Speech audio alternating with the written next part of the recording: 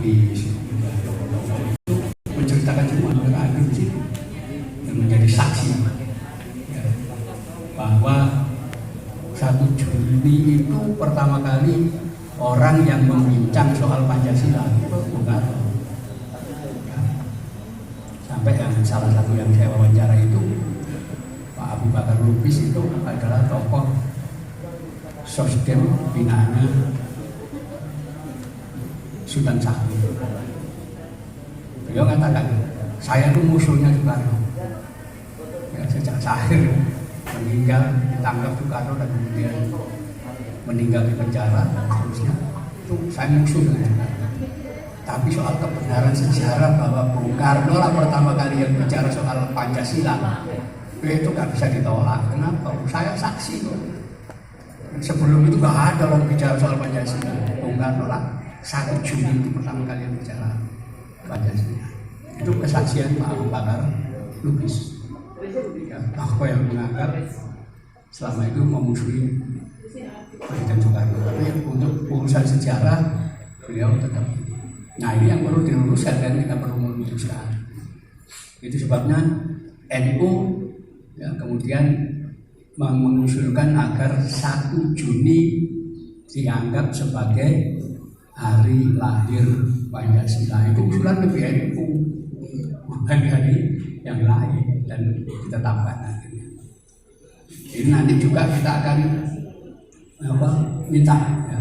Ini kemarin dalam seminar Zoom di ISIU Jakarta tanggal 7 November kemarin, atas saran dari Profesor Dr. Asfi Warawan Adam ya, dari LIPI, beliau menyarankan agar PBNU atau ISIU membuat surat usulan ke Kemendikbud agar menjadikan buku ini sebagai kurikulum sejarah dalam pendidikan nasional. Itu saran dari beliau.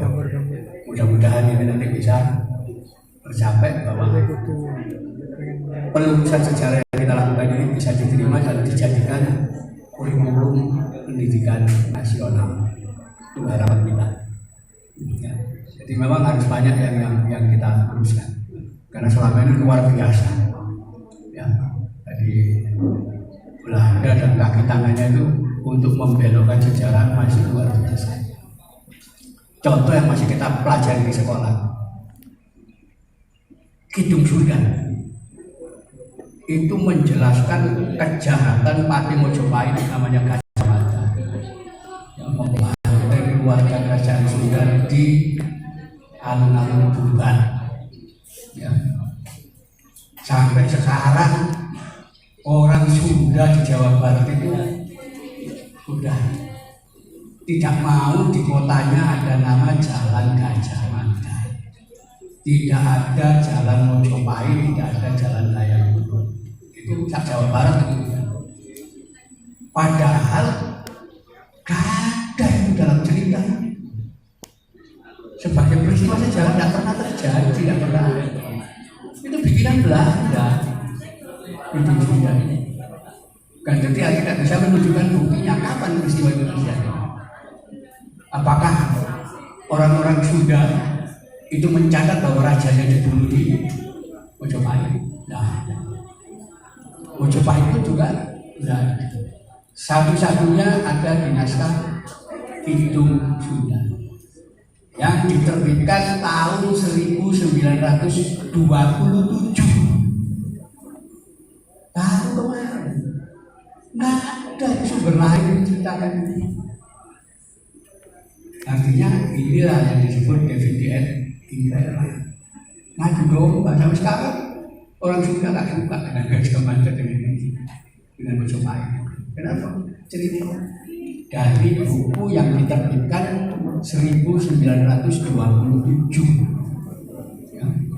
Setahun setelah NU dibentuk. Tapi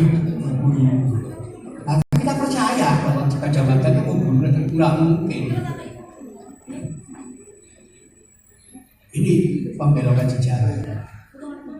Sang Rama Wijaya, Raja Wijaya, orang Sunda itu. Ya, yang mendirikan Majapahit itu orang Sunda. Ya, datang diambil menantu oleh Kertanegara itu dengan membawa pasukan juga. Karena itu ketika terjadi pengkhianatan, ya, Kertanegara jatuh, yang masih punya pasukan ini yang mendirikan dinasti baru. Ya, itu sebabnya dia punya putri namanya Tribhuwana Tunggadewi, masih bicara bahasa Sunda. Ya. Sampai ketika melahirkan seorang putra pada pagi hari saat ayam berkokok, putrinya Tribhuwana Tunggadewi itu dinamakan Hayam bahasa Sunda. Bagaimana ada seorang patih dulu keluarga raja dari Sunda? Masuk akal, tidak ada sumber sama sekali. Itulah berita hoax bahwa Belanda itu suka bikin proksi yang namanya berita bohong. Seperti tadi yang saya katakan, Inggris akan tangkap semua orang-orang yang pernah kolaborasi dengan Jepang. Padahal Inggris sama sekali tidak. Karena itu ketika Inggris ditawar penduduk Surabaya, loh tentara Inggris bingung, ini ada apa? Ini kita tahu-tahu diserang orang banyak. Karena memang nggak ada program, nggak ada tugas apa kecuali ngangkuti tawanan perang. Tapi akibat kebohongan Belanda, Inggris masuk perangkap. Banyak itu nanti. Seperti Mojopahit diserang Raden Patah dari Demak. Bohong itu nggak ada dalam catatan itu. Raden Patah tidak pernah nyerang Mojopahit. Itu nanti ada di dalam catatannya Tommy Pires itu yang dia datang ke Jawa saat Sultan Trenggono jadi Sultan di Demak. Faktanya begitu. Jadi ini perlu kita luruskan semua. Termasuk nanti menghilangkan data bahwa TNI itu nggak ada hubungannya dengan pesantren. Padahal belum dalam datanya ada. Panglima pertama, komandan pertama itu Pro Kiai kok. Kenapa hilang? Bahkan Kiai Haji Hasyim Asy'ari sudah ditetapkan oleh Presiden Soekarno sebagai pahlawan nasional. Nah, ada dalam pelajaran sejarah masuk. Ya, saya kira itu. Ya, jadi kita memang wajib untuk meluruskan sejarah sejauh kita mampu. Ya, untuk menunjukkan datanya. Saya kira itu. Baik Kiai, terima kasih. Dan kami akan lanjutkan di sesi yang kedua setelah yang mau lewat ini dulu.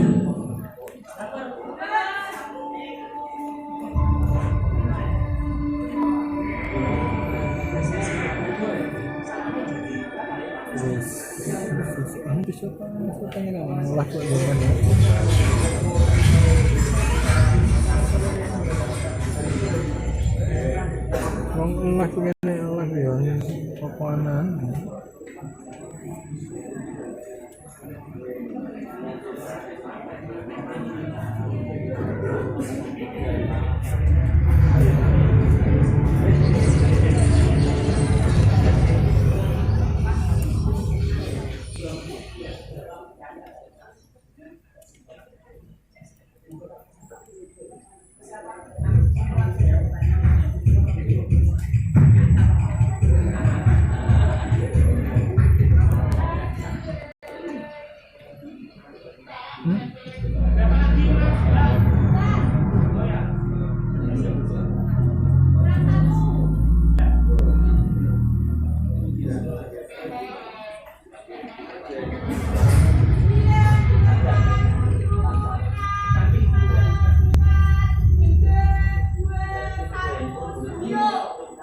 Hadirin yang berbahagia, itu tadi satu penanya sudah dijawab oleh Kiai Agus Noto, dan tentunya untuk pemirsa yang ada di rumah yang sudah nonton bareng di KKMTS_02 Jepara, terima kasih yang sebesar-besarnya. Mungkin bisa memberikan komentar di YouTube kami di KKMTS_02 Jepara dan nanti akan kami ulas. Baik, untuk penanya yang kedua, berikut adalah dari Bapak Ulil Absor, penulis Jepara. Silakan Bapak. Assalamualaikum warahmatullahi wabarakatuh. Terima kasih atas waktunya. Suatu kehormatan bisa bertemu langsung dengan Romo Kiai Agus Sunyoto. Sedikit Romo Kiai yang ingin saya sampaikan. Sebelumnya perkenalkan, nama saya Ulil Absor. Saat ini saya mengelola di media Suara Baru.id, kemudian aktif di pengurus NU Ranting Desa Tahunan.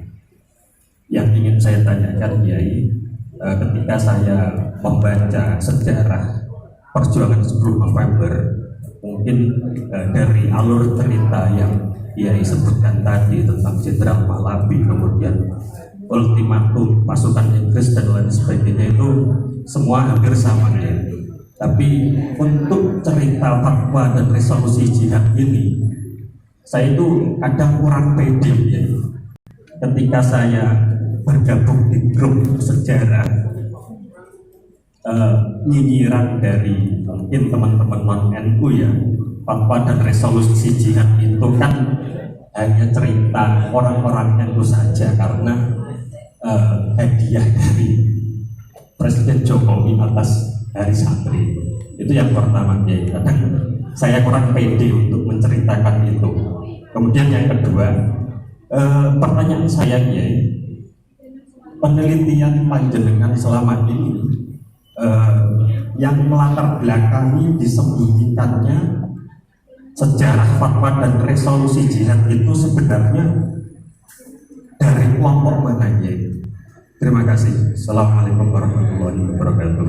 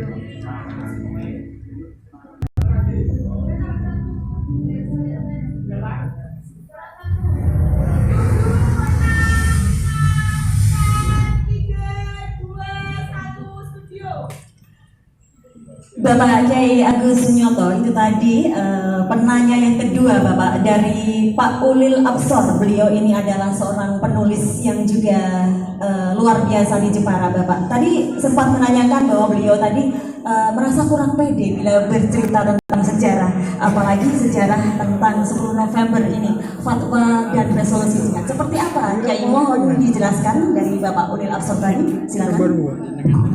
Saya kira begini, kalau kita menuliskan sesuatu, yang paling penting data harus ada. Jangan sampai kita tanpa data kemudian membuat simpulan-simpulan dan rekonstruksi satu peristiwa.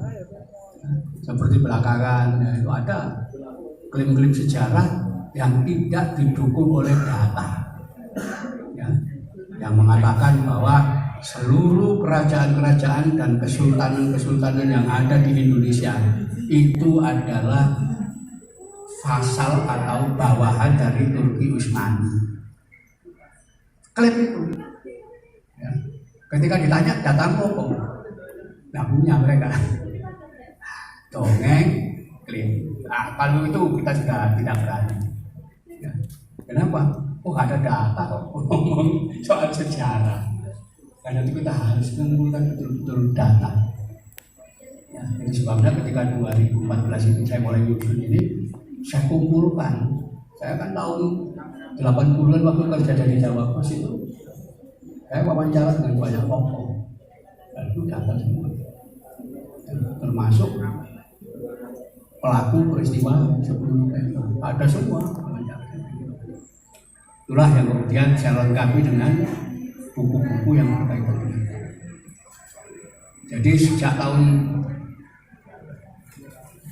90-an sudah ada usaha dari teman-teman untuk mengangkat fakta tentang resolusi jihad. Tapi tetap aja mereka tidak memiliki data.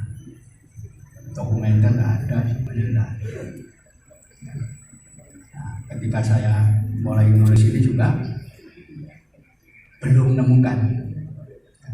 Dan rupanya tentang data ini berhubungan juga dengan sifat-sifat dan sikapnya orang NU dalam menghadapi sejarah.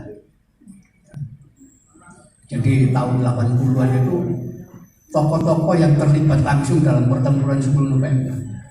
Saya wawancara para kiai dari anggota Hizbullah, ya, kemudian pejuang-pejuang dari kampung-kampung ya, itu saya wawancara.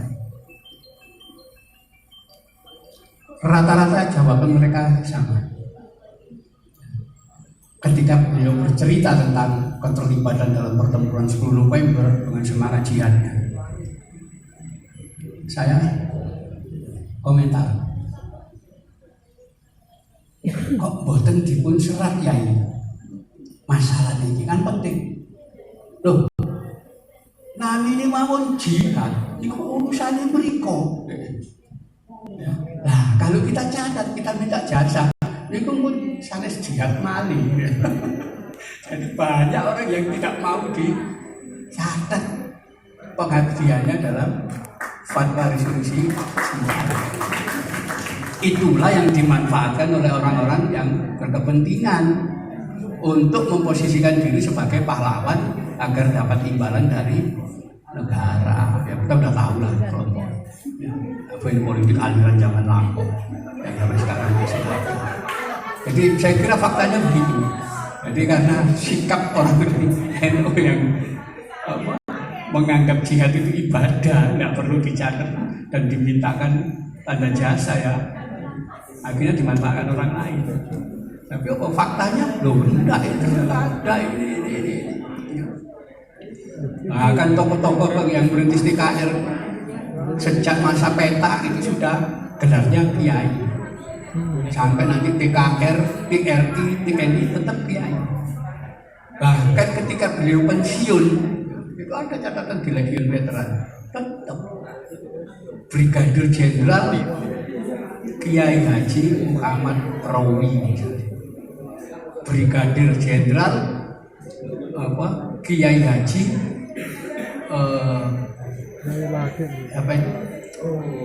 Zentoyin, Brigadir Jenderal Kiai Haji Sangkun, itu Brigadir Jenderal semua orang. Dan nama beliau tetap Kiai Haji. Ini data. Kenapa nggak ada dalam sejarah pendidikan kita? Nggak ada. Termasuk ya Mas Ari, sudah Presiden Soekarno menetapkan beliau sebagai pahlawan nasional. Tapi mana ada dalam sejarah? Nggak ada. Ya. Nah itulah yang kita berani merumuskan. Kita harus dirumuskan. Ya. Kenapa? Beliau itu mengabdi mulai belum ada TKR, belum ada TNI, sampai purna tugas. Ya tetap kiai, memang kiai dalam keluarga pesantren. Ya, bahkan ada Mayor Jenderal Kiai Haji Sulam Samsul itu ambil keduiran. Jadi banyak itu. Saya kira kita perlu meluruskan lagi dan mengungkap apa yang sebetulnya terjadi di negara ini. Saya kira itu Mas. Jadi yang penting data. Ya. Baik, terima kasih Kiai dan Pak Ulil Absor, mungkin tadi ya yang perlu dipersiapkan mungkin data ya supaya kita bisa pede dalam mengerjakan tulisan tentang sejarah. Untuk penanya ketiga kami persilahkan, ini dari PCPMII Kabupaten Jepara. Dan sebelumnya tentunya dipersilakan yang mau lewat terlebih dahulu.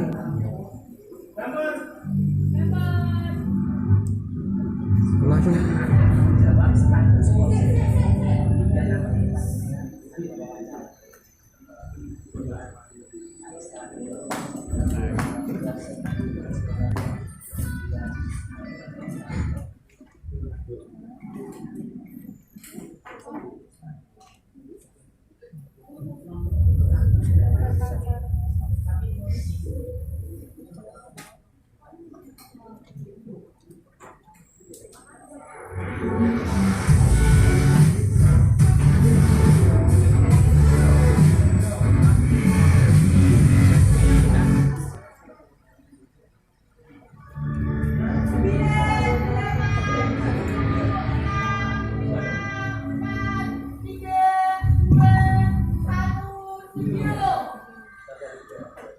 Para hadirin dan pemirsa yang ada di rumah, berikutnya adalah penanya ketiga. Sudah kami persilakan kepada PC PMII Kabupaten Jepara menyebutkan nama dan juga alamat, mungkin silakan. Terima kasih kepada Pak Kiai Haji Pak Agus Sumiyoto. Sebelumnya saya pernah bertemu sama jenengan dulu di Sukoharjo pada tahun 2018. Yang alhamdulillah pada saat ini akhirnya saya masih ada umur untuk bertemu dengan jenengan lagi. Saya merasa terhormat sebelumnya bisa bertemu lagi sama jenengan. Langsung saja dari pertanyaan saya mengenai sedikit tadi dari sinopsis yang dari ada di buku jenengan di sini bagaimana keabsahan suatu fatwa yang dikumandangkan oleh Kiai Haji Hasyim Asy'ari pada tanggal 22 Oktober 1945 dan pada tanggal 10 November pada Hari Pahlawan yang diakui malah dari kaum sosialis, nasionalis, bahkan militer saja. Lalu kemudian perlu kita eksplorasi lebih dalam bagaimanakah isi fatwa pada masa itu, karena dari situ ceritanya hanya Soekarno meminta fatwa kepada Kiai Haji Hasyim Asy'ari, selesai hanya di situ. Bukan hanya itu saja, tadi belum disebutkan nama saya Asep Nurjudin dari tahunan PCPMI Jepara. Terima kasih. Baik, terima kasih Mas Safrudin dari tahunan. Asrufudin, baik, dari PCNU PCPMII Unisnu Jepara. Silakan untuk Bapak Kiai menanggapi.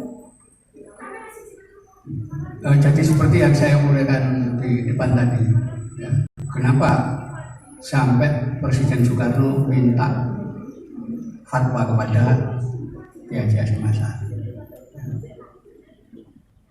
Semua termakan oleh provokasi siaran radio Belanda, ya, bahwa Inggris nanti datang ke Indonesia untuk nangkepi orang-orang yang dianggap kolaborator Jepang.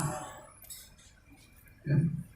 Dan Bung Karno memang dikenal, ya, sepanjang pendudukan Jepang, Bung Karno itu kompromi dengan Jepang. Sampai pembunuhan Putra, ya, macam-macam itu, usaha tenaga rakyat. Bung Karno terlibat di situ. Ya. Kenapa pejuang-pejuang lain menolak terlibat dengan Jepang?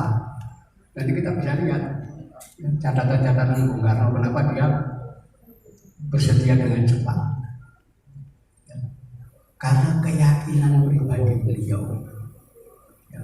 Beliau mengatakan, aku ini putra fajar, putra matahari. Namaku Soekarno. Aku ini Adipati Karno. Cerita wayang. Adipati Karno itu adalah putra Dewa Matahari. Karena itu nanti Dewa Matahari itulah yang akan memberikan kekuatan kepada aku. Kenapa? Loh, nama Bung Karno itu aslinya Kusno.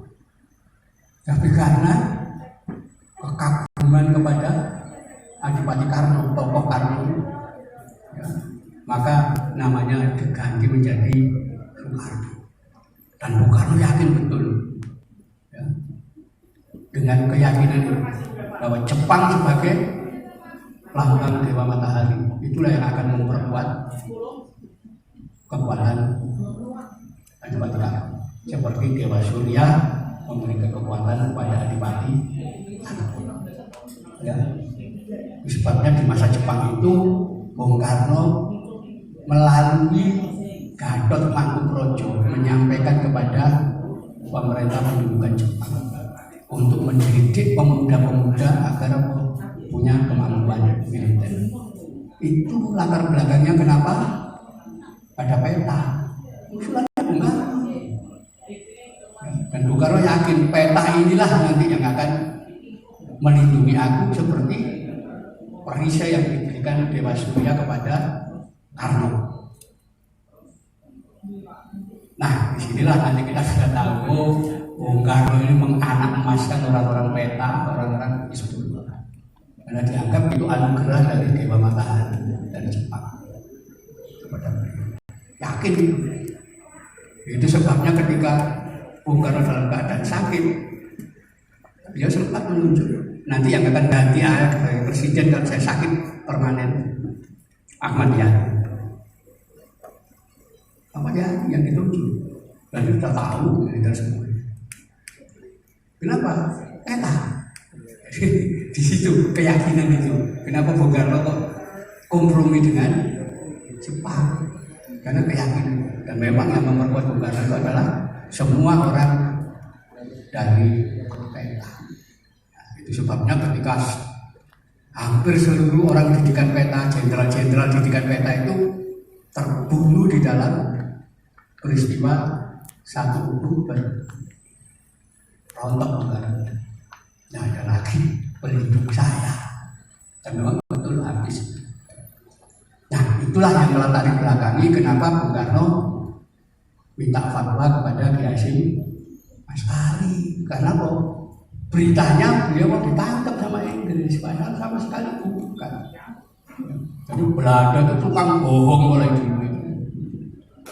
Semuanya nanti sejarah kita dibolak-balik oleh Belanda kok bohong. Ya, sampai sekarang dalam fakta bangsa di dunia itu tidak ada yang benci sama Soekarno. Ya, Amerika pun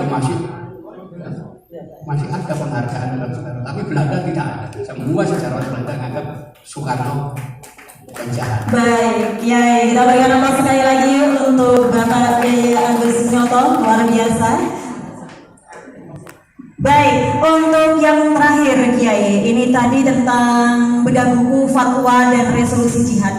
Pesan dan kesan dari Bapak Kiai Agus Sunyoto, dipersilakan. Ya, saya kira yang bisa kita tangkap daripada semangat penelusuran sejarah itu yang harus jadi satu kesadaran yang sifatnya nasional. Kita harus meluruskan sejarah yang selama ini dibelokkan atau bahkan dihilangkan, ya, agar kita tahu siapa sebetulnya jati diri kita. Tidak seperti sekarang ini, ya. Ada skenario bahwa orang-orang yang terbelakang itu adalah orang-orang pesantren. Ya, yang namanya santri itu pasti terbelakang, primitif, ya, hooligan. Ya sudah kakak-kakak jeleknya. Itu harus kita luruskan. Kenapa? Loh, dalam sejarah kita itu yang bangun kerajaan-kerajaan itu para santri semua. Ya, kenapa? Loh, lulusan sih. Memang Sultan Agung itu pernah sekolah. Ya nyantri semua. Pangeran Diponegoro pernah sekolah. Enggak santri. Seluruhnya. Ya, nanti yang bikin kapal-kapal perang Victor Meriam itu santri. Sampai ketika di wilayah VOC ngangkat bupati orang pesantren. Sampai ketika VOC bubar kemudian diganti pemerintah Hindia Belanda. Bupati itu lulusan pesantren semua. Kenapa? Belum ada sekolah. Semua. Itu fakta. Sampai ketika terjadi geger Pacinan, Sunan Pakubuwono II keluar dari Kartosuro, lari. Kenapa? Kartosuro diduduki pemberontak. Sunan Pakubuwono II ini lari ke Ponorogo. Kemana? Ke pesantren Tegal Sari, tempat beliau dulu pondok di sini. Ya, disitulah kemudian kawan-kawannya yang jadi bupati di berbagai tempat diminta datang untuk membahas. Ayo kita bebaskan rame-rame kalau santri. Ya, ini sejarah.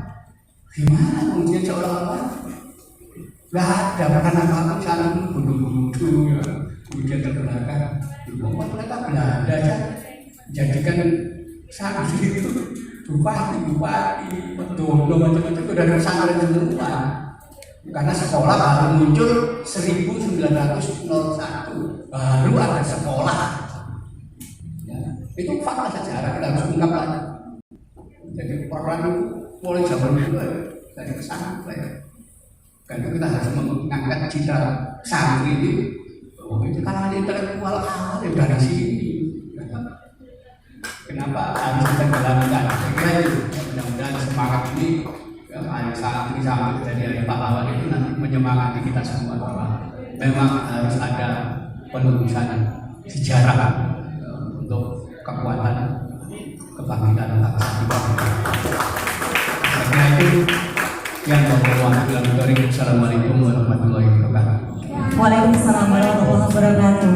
Hadirin yang berbahagia dan pemirsa di YouTube KKFTS_02 Jepara, itulah tadi bedah buku tentang fatwa dan resolusi jihad sudah terselenggara, dan tentunya nanti akan kami hadirkan hiburan kembali dari Kentrung. Tetapi sebelumnya kita saksikan yang mau lewat dulu.